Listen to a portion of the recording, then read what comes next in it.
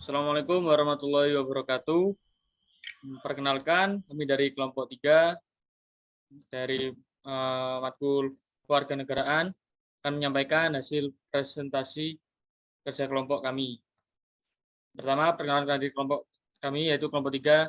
Pertama ada Amri Diensah dengan NRP 5022211030, Anugerah Sirwahyuni 502211012, Serafin Razis 5022111036, Jatmiko Ilham 5046211035, Muhammad Dafa 5018211018, Nadifa Deni Sabrina 5022211004, Pandu Wijaya 5018211069.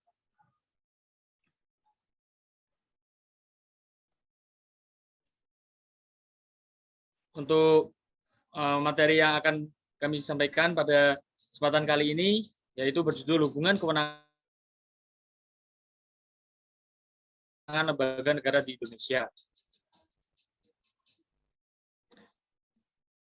Undang-Undang Dasar Republik Negara Indonesia tahun 1945 yang mengatur mengenai hubungan antar lembaga negara mengacu pada sistem checks and balance sehingga tidak ada satu lembaga pun yang lebih berkuasa dan lebih tinggi kedudukannya dibanding lembaga negara lain. Demikian pula tidak ada satu lembaga negara pun yang melaksanakan kewenangannya tanpa peranan dan partisipasi lembaga negara lain. Dalam melaksanakan tugas dan wewenang masing-masing lembaga negara, yaitu mempunyai hubungan antara satu dengan lainnya, yaitu hubungan antara 1. MPR dan Presiden, 2. MPR dan DPR, 3. DPR dan Presiden, 4. BPK dan DPR, 5. DPR dan MK. Hubungan antar lembaga negara, pengaturannya sudah diatur dalam Undang-Undang Dasar 1945. Kelembagaan negara disebut sebagai lembaga tinggi negara. Untuk selanjutnya bisa dijelaskan oleh teman saya.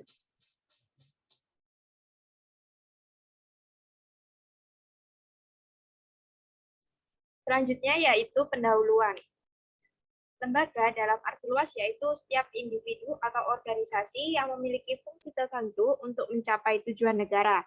Sedangkan dalam arti sempit, setiap individu dapat dikatakan organ atau lembaga negara apabila secara pribadi mempunyai kedudukan hukum tertentu untuk melakukan sesuatu atas nama negara. Lembaga negara di Indonesia menurut hasil amandemen UUD 1945 terdiri dari MPR, DPR, DPD, BPK, MA, MK, KY, Presiden, dan Wakil Presiden. Lembaga tersebut memiliki tugas yang sudah tercantum dalam UUD 1945.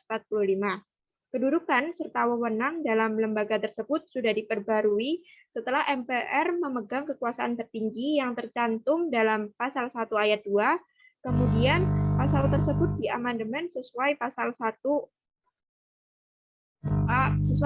Ayat 2 UUD RRI tahun 1945, MPR bukan lagi lembaga tertinggi negara, melainkan sebagai lembaga negara yang sama dengan lembaga negara lainnya. Sedangkan kedaulatan berada di tangan rakyat. Dalam penelitian kali ini, penulis menggunakan metode studi pustaka dengan sumber dari berbagai artikel dan undang-undang dasar dan peraturan perundang-undangan yang berkaitan dengan permasalahan yang menjadi topik utama.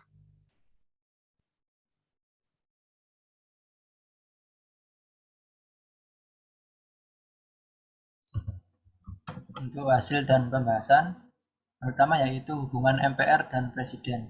Sebagai penyelenggaraan pemerintah lembaga tinggi, tugas dan wewenang MPR ialah terhadap Presiden, pelantik Presiden dan Wakil Presiden, serta memberhentikannya.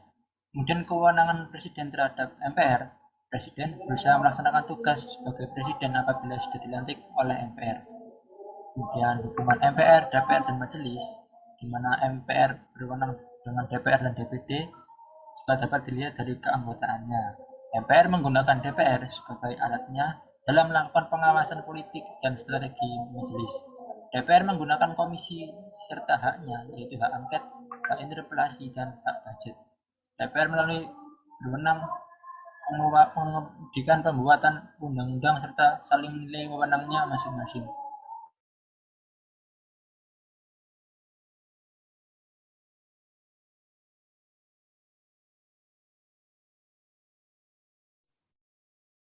Selanjutnya ada hubungan MPR dan DPD.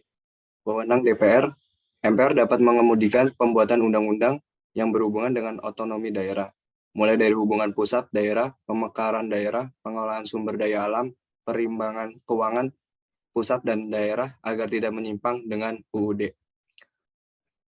Selanjutnya hubungan DPR dan Presiden. Tugas DPR mengawasi terhadap tindakan-tindakan Presiden.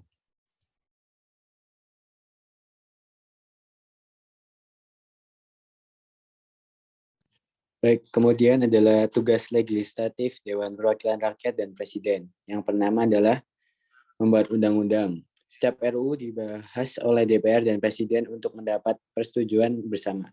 Apabila RUU tidak mendapat persetujuan bersama, maka RUU itu tidak boleh diajukan lagi dalam sidang DPR masa itu. Walaupun Presiden berhak menetapkan peraturan pemerintah sebagai pengganti undang-undang. Baik, yang kedua, menetapkan anggaran pendapatan dan belanja negara atau APBN. Mengajukan RUU anggaran pendapatan dan belanja negara dibahas bersama DPR dengan memperhatikan persetimbangan DPD. Apabila DPR tidak menyetujui RAPBN yang diusulkan oleh Presiden, maka pemerintah menjalankan APBN tahun lalu.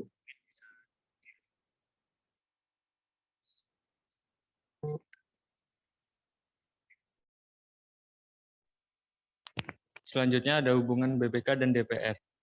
BPK negara adalah badan pemeriksa pengelolaan dan tanggung jawab tentang keuangan negara yang bebas dan mandiri. Dapat dikatakan badan pemeriksa keuangan merupakan semacam alat dari DPR yang membantu DPR dalam hal pengawasan keuangan. Hubungan DPR dan MK, yaitu DPR sebelum mengundang MPR untuk mengadakan sidang istimewa, terlebih dahulu mengajukan kepada MK untuk memeriksa mengadili pendapat DPR yang menganggap atau berpendapat bahwa Presiden dan Wakil Presiden sungguh telah melakukan pelanggaran hukum berupa pengkhianatan terhadap negara, korupsi, penyadapan, tindakan pidana lainnya, atau perbuatan tercela dan Presiden dan Wakil Presiden tidak lagi memenuhi syarat sebagai Presiden dan Wakil Presiden.